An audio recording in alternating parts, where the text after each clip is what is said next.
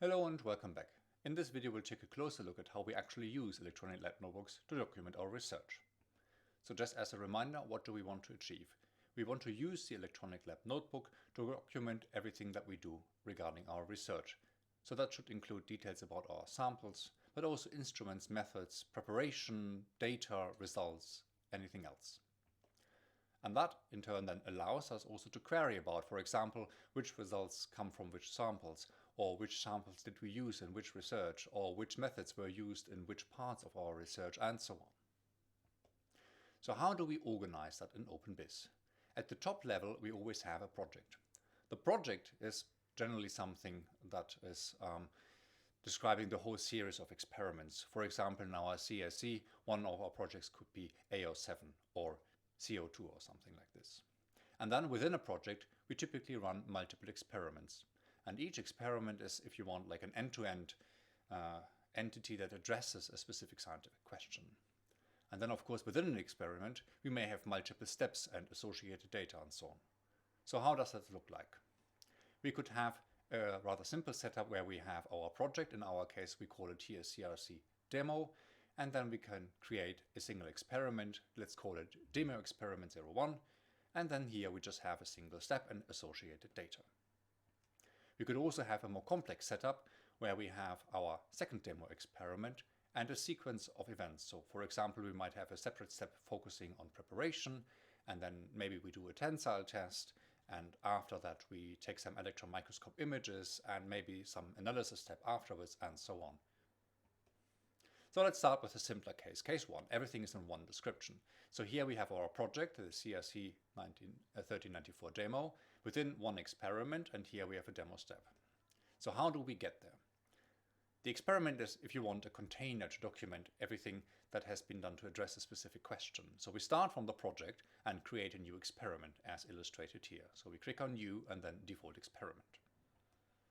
And then we fill in the relevant details, for example, the name we want to give it, but we want to show in the project overview. If we have completed, then we can tick this mark. We add the grant, so everything that is related to, for example, the CRC can be found using the specific tag. We add the start date, and once we're done, also, of course, the end date. And here is a brief description of the goals, the experiment itself, and once we have them, maybe a short summary of the main findings and results, so it's documented for the future. So this is what it looks like after we've entered all this information. Then we have free text fields about, for example, goals, description, results, and maybe also you can add some publications later, so that, for example, a few years down the line, when a new person does something similar, we can track, for example, which publications arrived from this one, or how different results led to a different publication. And now we enter this one experimental step and add all the details that we have. If we have them, we have new objects that are not linked from, for example, the central inventory, but we create in general one experimental step. We can take the generic experimental step shown here at the top, or we have a few more specific ones. For example, electron microscope imaging has a different set of queries that you should fill in, but also simulation details or tensile experiments and so on. So choose what is appropriate, and of course, as our setup grows and matures, we'll add more of those specific to your research. Now we fill in all the relevant details for the step. We can now link to the samples and the instruments and methods and so on. To do that, we click on Edit. Again, show on project overview, yes, and our start and end date. And now we can add the parents. For example, if we have samples that are shared across the project or across the whole CRC, we use that from the project inventory or from the global inventory.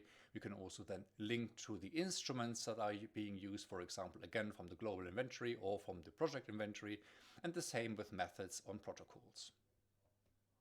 So once we've done this, it can look like this. We have our description of our experimental step, and we have the parent-child relationships that links the various entities from across OpenBIS to our experiment. In this example here, we just use a demo sample and then a grinding method as a preparation method, and then we take an electron microscope image in the end using the Teskin Clara located at IMM. But as I said, this is just an example. Now let's look at a more complex setup where we have multiple steps. For example, this is useful if we have a combination of dedicated experimental steps. So for example, first we do a tensile test and then SEM imaging and so on. And each of these steps have different metadata that are associated with the experimental steps. So here it's better to have separate chains of events if you want.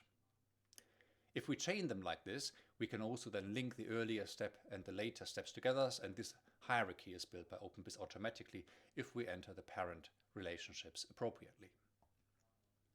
So here we create first a tensile experiment, and then we have, for example, already done the step 1 as a generic preparation, or we could also have a protocol, a standard operating procedure, so to say, that we could link here as a parent. But in our example here, we created a dedicated experimental step for the preparation, entered all the details there, including the sample.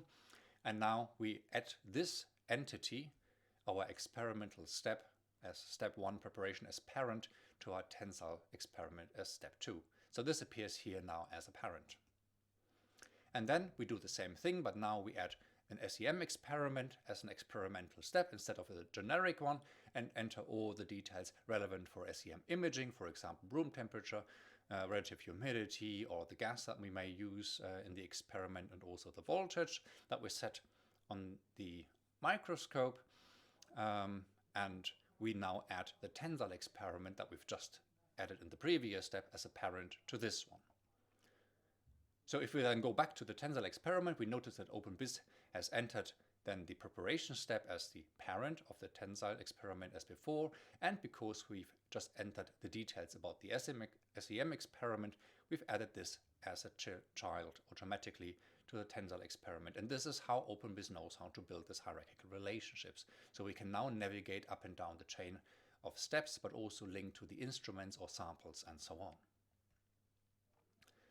Later, once we've done the experiments, we may want to add data to our experiment. So for example, here we add an SEM image stored on the S3 storage and link it to the experiment using the tools that we have already discussed earlier, and the metadata are extracted automatically.